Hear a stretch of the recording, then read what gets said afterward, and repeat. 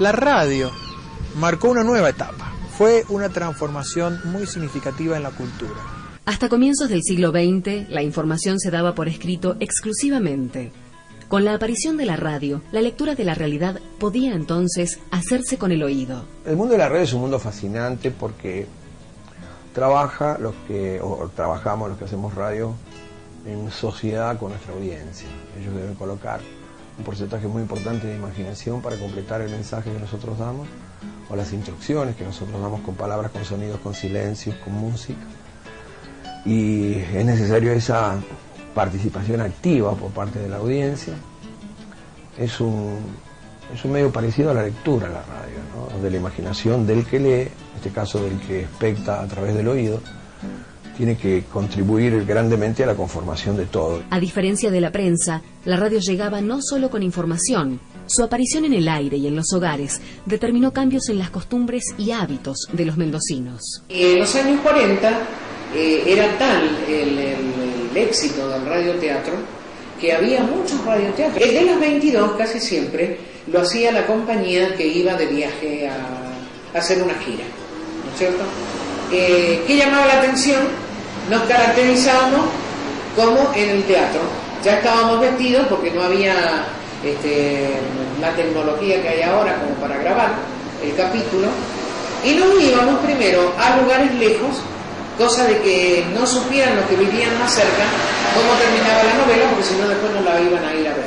Las estrellas entonces eran las voces, las idealizadas voces de los locutores de radio. Cuando uno hace un relato en radio, seguramente habrá cientos y cientos de imágenes distintas de ese relato que uno les está acercando, porque cada uno conformará en su memoria, en su mente, los rostros, las situaciones, los paisajes, los colores que uno les está proponiendo desde una pequeña cajita mágica que es el estudio de radio. El 20 de junio de 1924, el gobierno de Carlos Washington Lencinas entregó en concesión una radioemisora de 55 vatios para desarrollar cultura e información. Tal era el objetivo de LOU Radio Parque, emisora que nació 4 años después de que en Buenos Aires se realizara la primera transmisión radial del mundo, desde la azotea del Teatro Coliseo. La radio comenzó en Mendoza de una manera muy humilde. Las primeras transmisiones radiales se hacían desde el Parque General San Martín, esa casa muy bonita que hay entrando por los portones a mano izquierda. Era una radio donde se transmitían informaciones fundamentalmente literarias y que estaba en manos de gente literaria y que solamente era escuchada o se podía escuchar en el ámbito de la ciudad porque no tenía más potencia. Allá por el año 30 al 40 empiezan a escucharse, se empiezan a captar las radiotransmisoras de Buenos Aires. Y este fenómeno es importante tenerlo en cuenta por el impacto que produce en el nivel cultural. Se introducen gustos, por ejemplo el gusto del tango, que era una cosa desconocida en Mendoza. El tango no es música mendocina, es música porteña. A las 18 horas del 19 de julio de 1931 comenzaba a transmitir la primera radio estrictamente comercial, LB10. Desde entonces, esta emisora mostró un neto perfil periodístico, advertido desde sus tempranas horas por Jaime Yankelevich, propietario de Radio Belgrano de Buenos Aires, quien terminaría asociándose a la radio mendocina. Había muchos programas locales, de todo tipo, pero gran parte transmitía en cadena. O sea, Splendid tenía su filial, Belgrano era lo mismo y El Mundo de igual manera. Que ya eran las 3 grandes cadenas de radio de Buenos Aires con sus filiales en el interior del país.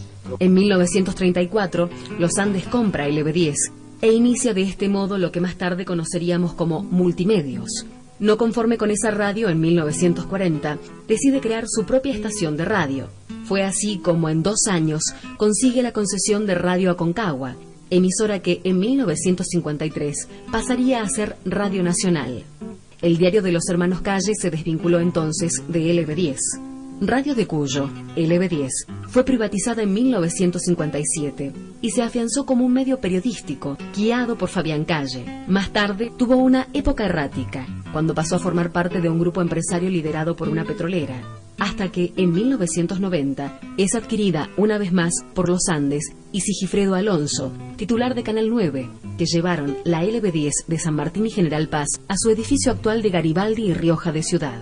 El 1 de abril de 1950, como filial de Radio El Mundo de Buenos Aires, nacía en Mendoza Radio Libertador. 1957 fue un año de privatizaciones en el aire. En el caso de Mendoza fueron transferidas a manos privadas LB10 y Splendid. Esta última quedaría en poder de un grupo de profesores del Liceo Militar y se haría conocida con el nombre de Newell. En 1983, la familia Vila desembarca en esa estación y en el año 2000, la emisora traslada sus equipos a Las Heras, donde ya funcionaba Canal 7.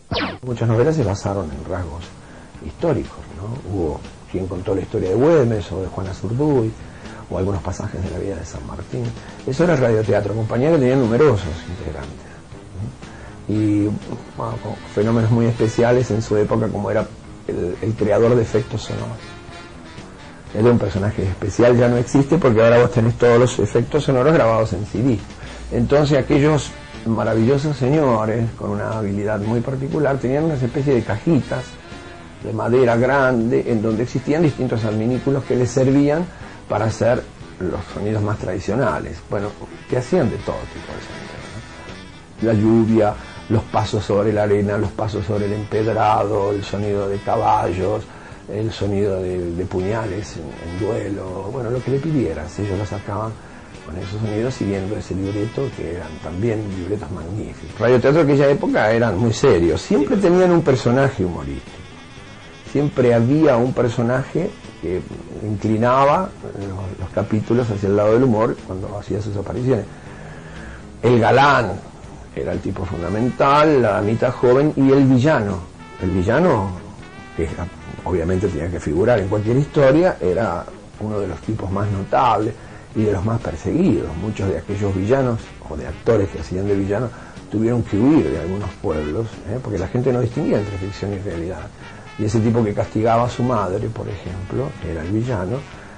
Cuando salía del teatro tenía que poner pie en juntilla porque lo perseguían, y si lo agarraban lo sacaban. Le ha ocurrido a varios acá. La gente desarrollaba mucho la imaginación. ¿Qué hacía la gente en la campaña? Estaban mirando, y cuando iba el traidor a pegarle a la madre con el talero, porque eran novelas gauchescas, subían a uno y le querían pegar al hombre y sacarlo, o sea, defender a la madre que le estaba pegando. Tal era el sentido de la realidad que ellos vivían, en la imaginación.